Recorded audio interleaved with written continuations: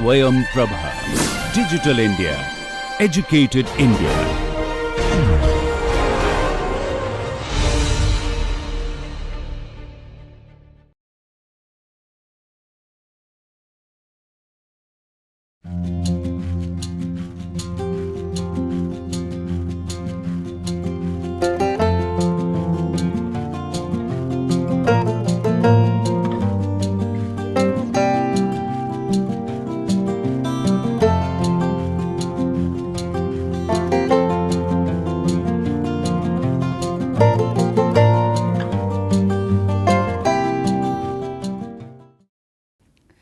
Hello friends, in the last class we have discussed 5 folk arts of India. Today in this class let us discuss 5 more. Please pay attention to the similarities and difference between them.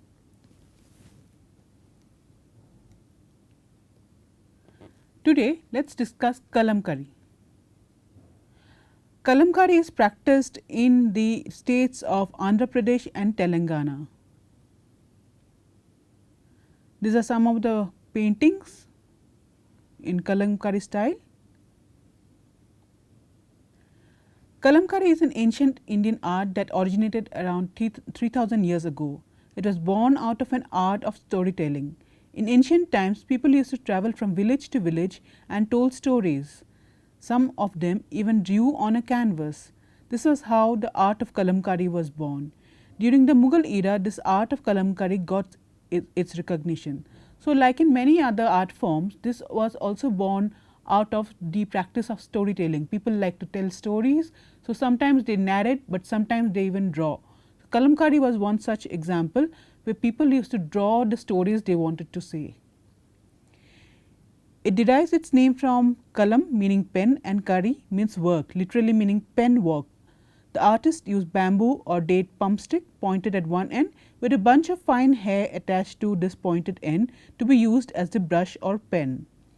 Originally, these paintings were drawn on cotton fabric only, but now they are drawn on silk and other material as well. So, as time progressed, there has been changes in this art form. The colors used in making these paintings are organic. That means they are done by whatever is found naturally, they are not synthetic. Most of the colors are prepared using parts of plants, roots, leaves along with mineral salt of iron, tin, copper, alum etc., which are used as mordant.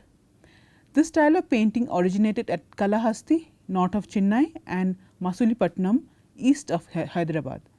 The Kalamkari tradition chiefly consists of scenes from Hindu mythology. Figures of deities with rich borders embellishments were created for the temples. So, like in many other Indian art form, this art form also depicts Hindu mythology. In Masulipatnam, the weavers were involved in block printing art, while at Kalahasti the Bolojas took up to this art. Muslim rule was prevalent in Golconda, hence the Masulipatnam Kalamkari was influenced by Persian motifs and design with regional variations. So, it so happened that two styles developed because Masulipatnam was influenced by the Muslim rule. So, some of the motifs that they were used were from Persia. So, whereas the Kalahasti style retained its in Hindu mythological figures. The outlines and main features are done using hand carved blocks. The finer details are later done using the pen. Under the British rule, the design as well as the end use of the fabric differed for garments as well as furnishing. So, again thereafter came the British, and with that also some changes occurred in this form of painting. During this period, floral designs were popular. The artisans were made to create even portraits of English men. So, starting from mythological characters till the time we reached the British era, we saw that portraits were created in this art form. The Kalahasti tradition, which developed in the temple region, mostly concentrated on themes from Hindu mythology, epics like Ramayana and Mahabharata, images of God and heroes. So, there are 3 distinct styles of Kalamkari painting: Masulipatnam, as we discussed earlier, Sri Kalahasti style and Karurpur style. Let us see them, let us look at them one by one. Owing to Muslim rule in Golconda, the Masulipatnam Kalamkari was influenced by Persian motifs and designs with slight variations. So, the Muslim rule brought along with it certain motifs from Persia, and this was adapted in the kalamkari style of painting. The outlines and main features are done using hand carved blocks. The finer details are later done using the pen. So, it was a combination of block and pen painting. The Kalahasti tradition, which developed in the temple region, mostly concentrated on themes from Hindu mythology, epics, Ramayana, Mahabharata, images of God and heroes. Karurpur style is a style of kalamkari that developed in the Tanjavur region during the Maratha rule. The kalamkari work was a further embellishment to the gold brocade work in the woven fabric, which was used as saris and dhotis by the royal family during the period of Raja Sarfozi and later Raja Sivaji. So, as you see that Tanjavur already had, we have discussed in our previous classes that Tanjavur already had a tradition of gold painting.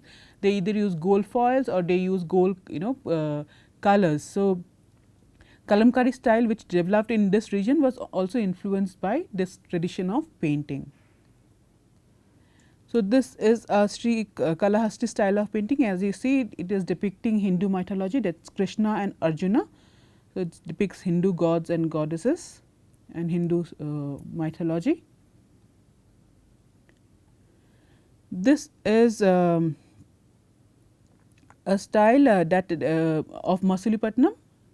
You see that certain variations have occurred. There are like birds and floral designs. This is the Kadurpur style that developed in Tanjavur region.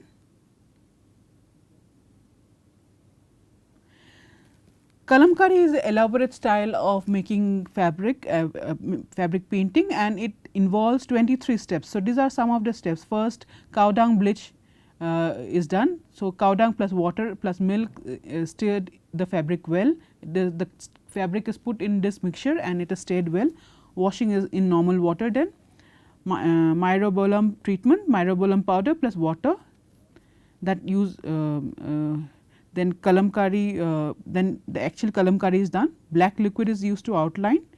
Mordant, alum liquid is used as a mordant.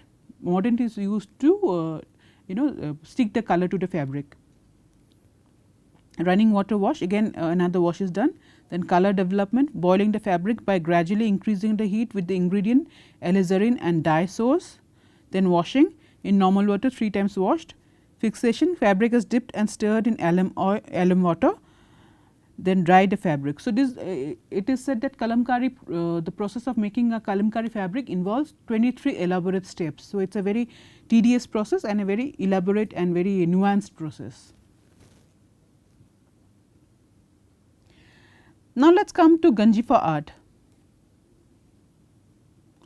Ganjifa art is practiced in various regions of the country. Orissa has one form of Ganjifa art, then Rajasthan has another form, then you see in Mysore in Karnataka it has another form. Today let us discuss the Mysore Ganjifa. This is an example of Mysore Ganjifa. As you see, it is circular in design with elaborate edges, and in the middle goddess figure is drawn.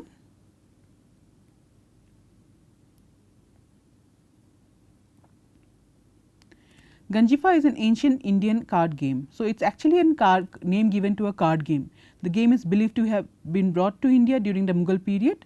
The name Ganjifa comes from Persian word. It actually a Persian word means and the actual Persian word is Ganjife, which means playing cards.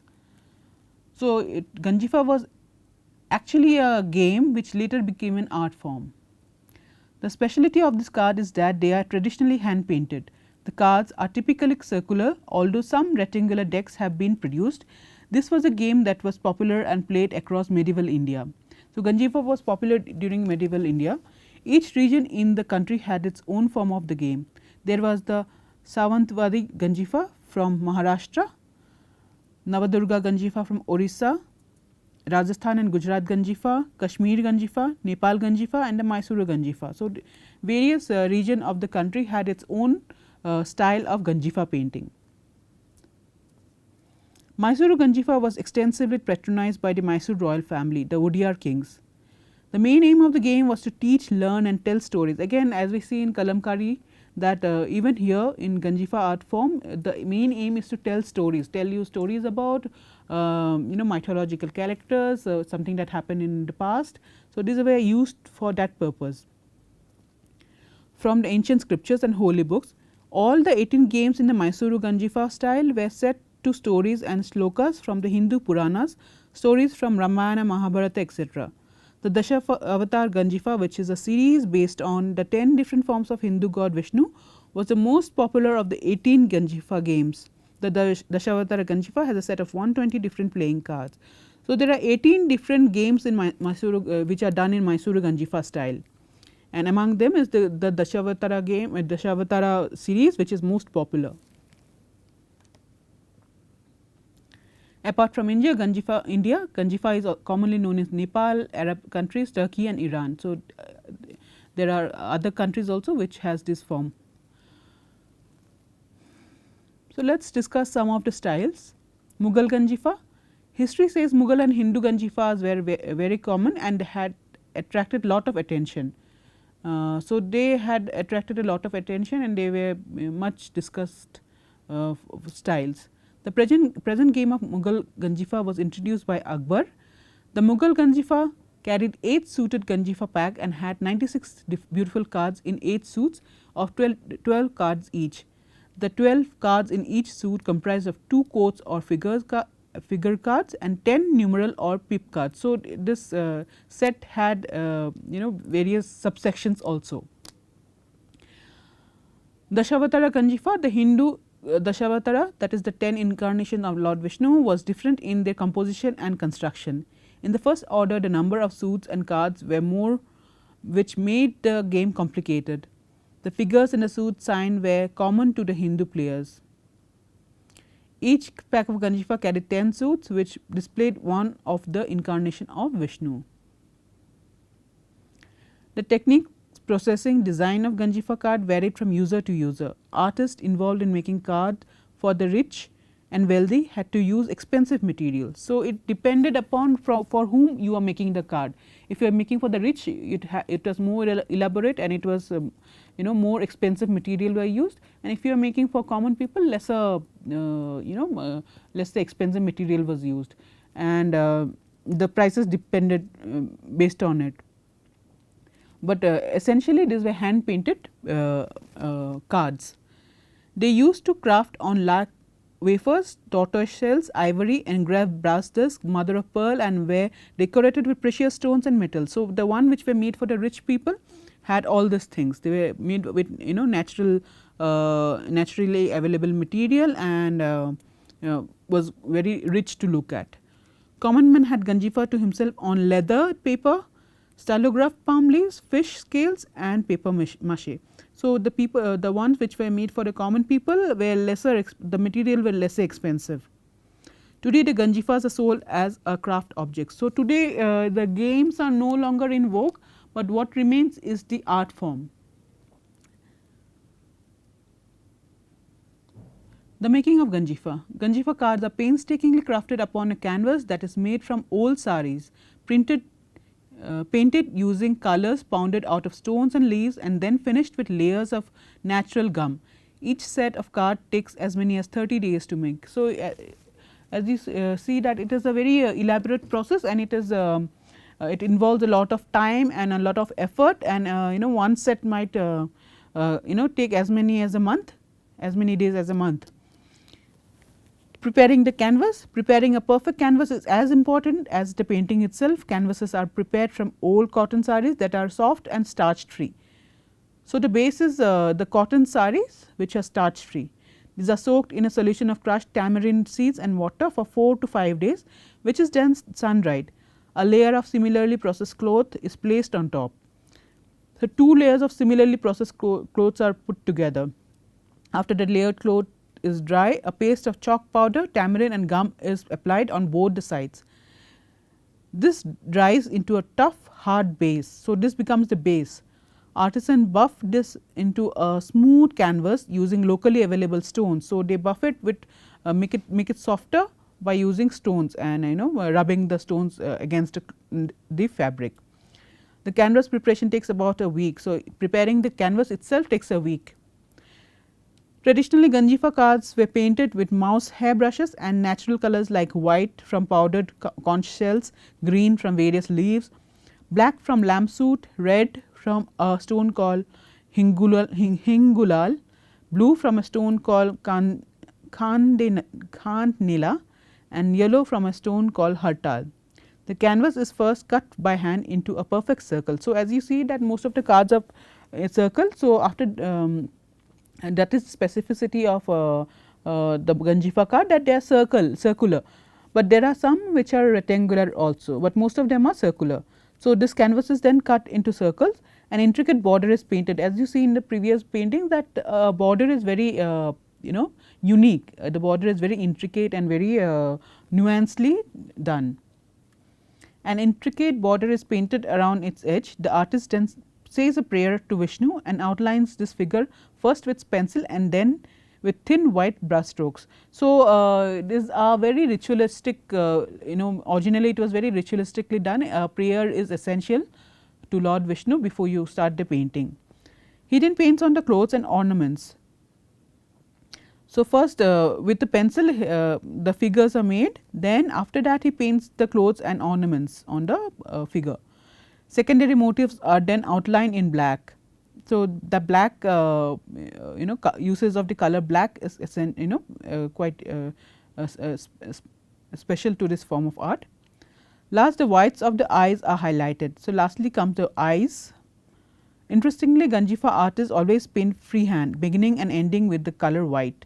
So, as you see that they again started with the white and they ended with the white, and they are always freehand, they do not use any kind of scale or any kind of measurement, they go freehand. Popular variants of Ganjifa card games are Mughal Ganjifa, Dashavatar Ganjifa, Ramayan Ganjifa, Rashi Ganjifa. Rashi Ganjifa is the Indian zodiac signs, Mysore Chand Ganjifa and Akbar's Ganjifa. Let us see an example of each of them. So, this is Mughal Ganjifa. As you see, some scenes from the Mughal court are depicted in this kind of Ganjifa. This is the Dashavatar Ganjifa, where the 10 reincarnation of Lord Vishnu is depicted.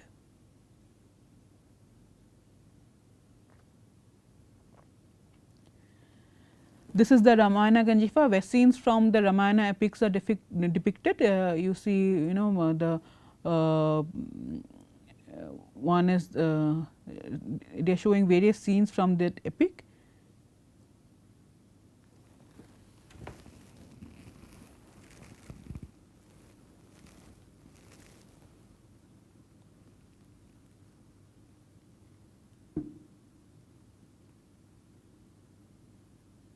The last one shows Kumbhakaran being woken up.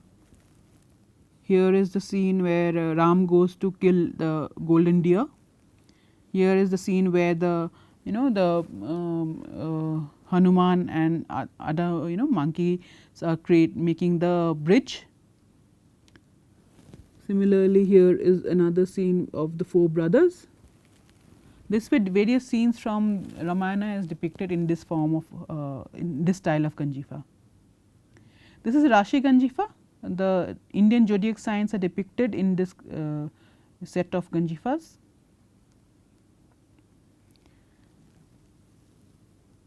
This is the Mysuru Ganjifa, various gods and goddesses are depicted in this. And lastly, as we discussed, is the Akbar Ganjifa, the life and the activities of Akbar king is depicted in this form of Ganjifa style. Now, let us come to another art form of India, that is the Patwa style. Patwa is also practiced in this region, the West Bengal region, and in some parts of Orissa, but today we will concentrate on the art forms of West Bengal. So, as you see, these are like some pictures taken from the rural household. The Pat artists are painting them on the walls of the house. This is another form. The tribal life is depicted here. This is actually how the Patwa style are done. It is actually a scroll, and you tell stories in this scroll, and There are various frames, various sections where scenes are depicted. The Patwa community of West Bengal has practiced this ancient craft of Patachitra since the 13th century. Traditionally, the painters would travel from village to village, entertaining and educating the villagers. They would unroll each hand painted scroll frame by frame and sing Pater Gan or narrative songs that they had composed themselves. So, this form of painting is always accompanied by singing and by telling stories. And as you see, the painters are not only painters, they are also singers and lyricists. They compose their own song, they sing them, and they also tell the story along with it. This diverse repertoire included mythological stories and tribal folklore, as well as social message and narration on contemporary events. So, this art form includes things from mythological literature, but they also give social messages. If you want to give a social message, if you want to talk about something wrong happening in the society, this form of art also allows you to do so. In return for this performance, the villagers would remunerate the hardworking artists with rice, vegetables and coins. So, this is how the artists would sustain themselves. Gradually, however, interest in this art form has faded out. To ensure that their art form remained relevant in the contemporary world, the Patwa adapted the skills and themes to changing time. So, this practice of going village after village and gathering food for the living is hardly practiced now. The artists have now started doing other forms. They have started doing these paintings on canvases, so that they can sustain themselves and they some form of livelihood can be gathered. A patta is created by, so how is the painting done? A patta, that is the canvas, is created by painting on a canvas made by stitching together multiple sheets of commercial poster papers. In earlier days, jute fabric canvas was used. Plant based colors and lamp black, a pigment made from soot, are mixed in coconut shell with the sap of the bell tree, that is wood wapple, which act as the binder. So, these are the material that are used for preparing the canvas. After finishing, a thin cotton cloth is glued to the back of the painting to provide longevity. So, on the paper, on the back side of this sheets of papers which are glued together, another layer is done with a cotton cloth, so that it is durable. Next, the completed scrolls are kept in the sun to dry. The Patwas then also paint wooden souvenirs, decorative hangings and mud walls with striking natural colors. So, along with the scrolls, the artist also, as we saw in the previous pictures, they also paint on mud walls or in souvenirs. Now, let us come to the fourth art form that we are going to discuss today, that is Phad. Phad painting is common in the Rajasthan area and the Gujarat area. So, this is one form of Phad painting.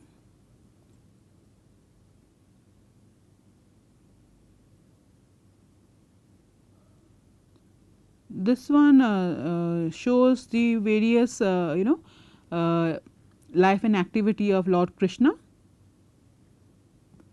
This is another life and activity of Krishna. Here they are showing the Krishna Leela. You saw that this is filled with vibrant colors, whereas this is subdued.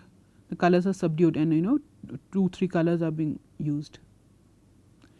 Phad painting's origin dates back to 700 years and believed to have originated in Shahpura of Rajasthan near Bhilwara. It is believed to have been first commissioned by Sochu Bhatt, a devotee of Lord Devnarayan and mentor of Devnarayan's clan. It is a type of scroll painting that narrates. This is again a kind of scroll painting. Scroll paintings are like rolled long sheets rolled into so that they can be easily carried, that narrates religious stories of local deities and gods. These were created as travelling or mobile temples. These scrolls, these paintings were actually considered as temples. They were carried from place to place and people revered them as temples. These were created by priest singers of the Rabadi tribe called Bhopas or Bhopis, who would sing and perform stories of local deities, Devnarayanji, an incarnation of Vishnu. Devnarayanji is supposed to be a incarnation of Vishnu, and Pabuji, a local legendary hero. The Phật paintings are unfolded after sunset before the village gathering, and the narration and singing would last entire night. Phad means fold in local dialect. So, the bhopas or bhopis, the male priest is called bhopa and the female, his wife in most cases, is called bhopi. So, they carry this scroll paintings from village to village, and after nightfall during night they open this scroll and they tell the stories of the Lord. So, this is and this the process of storytelling would go for entire night. So, this was how it was done. All Phật paintings have certain common features. Every available space of the canvas is crowded with figures, as we saw here and also here. There is no empty space left. Every the canvas is entirely filled with something or the other. Another similarity is flat construction of the pictorial space. So, it is flat and you would not see any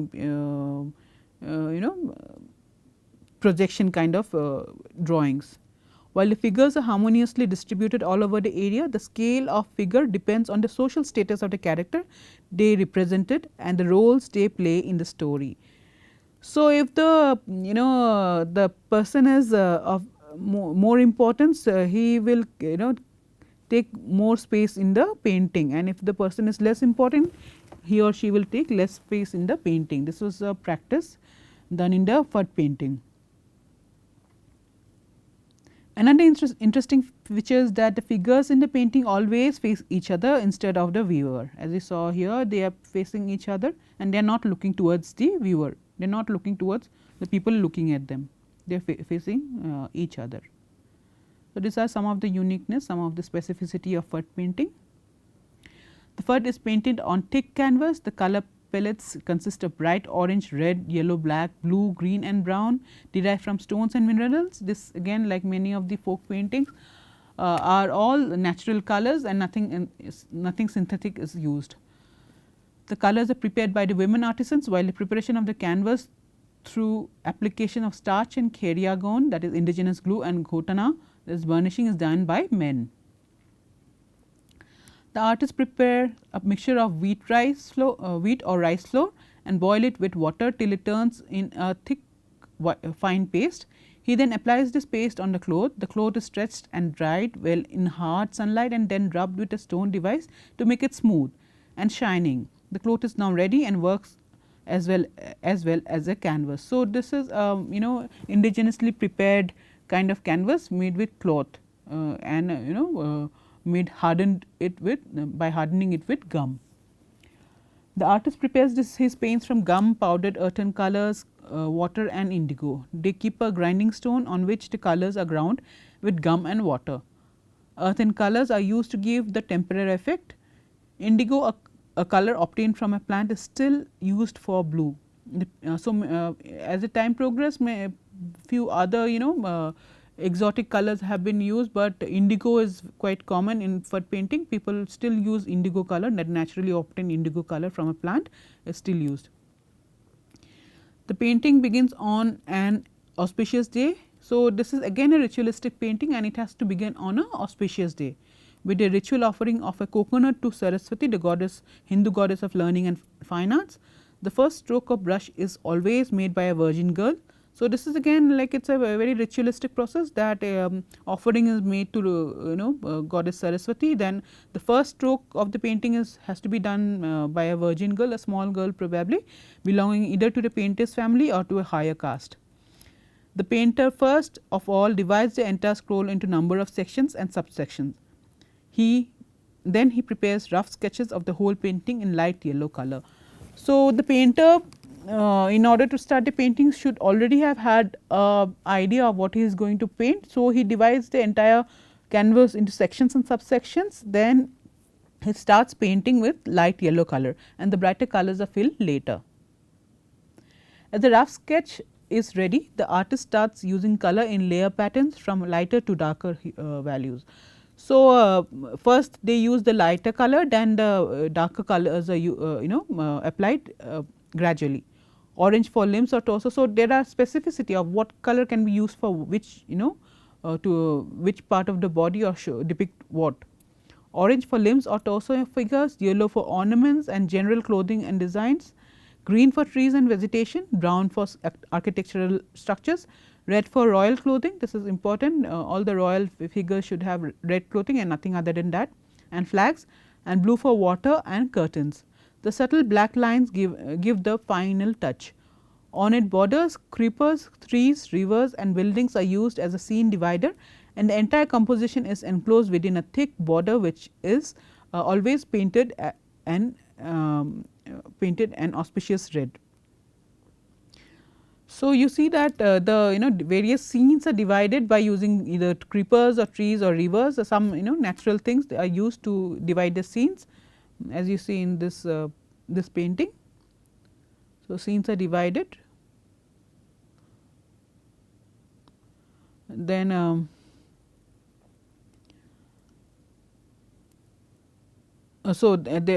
a border is essential. There should be a thick border which differentiates between which makes the frame, and it is always painted in red. The border is always painted in red. These are thought to be auspicious color. The worship entails night long narration of the deeds of Bhopas by the Bhopas. This performance is held in front of the Phad that act as the painted narrative scrolls and portable temples for the deity. The narration is accompanied by Ravanhatta, a violin like instrument. So, there is singing and narration accompanied by and the Phad paintings are put in the in the background, and the narration is done in front of it. The narration is accompanied by Ravanhatta, which is a kind of an instrument, violin like instrument. The Phad is composed in square panels, each illustrating a particular incident of the epic. Assistant standing behind a bhopa unfold the scrolls as the story proceeds, and the showman points to the relevant depiction as he sings and mimes. So, this is how it is done. There is performance, there is singing, there is music along with the the demonstration of the Phad scrolls.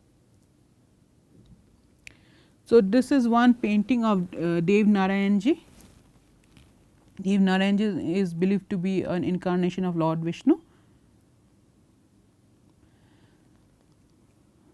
This is a Phad painting of Babuji, who is a local hero, and this painting shows the different life aspects of Babuji, his heroic acts. So, last in the list today is the Chitra painting of Karnataka. Let us discuss this. Chitra painting is done in Karnataka. This is one form of Chitra painting. A marriage scene is depicted in this art. This is another one where a household is depicted. Chitra or Hasa Chitra is a folk art practiced by the Devadu community in Shimoga, Sagara and Uttar Kannada district of Karnataka. So, this is the region where this art form is practiced. The walls are enclosed with red mud. The walls are colored with red mud found abundantly in the region, and designs are drawn in white paint derived from rice paste and white mud. So, the typical Chitra painting always has a red base, which is red mud base, and the paintings are done in white, which is derived from rice paint and white mud. The lines and patterns on these paintings each symbolizes an aspect of nature or depict a religious, social, agricultural practice of the community. The stylized figures of Chitra paintings are generally symbols of bride and grooms, fertility, the sowing of the auspicious paddy, birds, trees, animals, etc. So, in the specificity of Chitra is that they always depict happy things or auspicious things. Musicians play auspicious music, brides and grooms affect yogic poses or stand in conjugal harmony. The delicacy in this delineation and its repetitiveness. So, it is also a very auspicious thing. There is also accompaniment of music and singing along with the painting.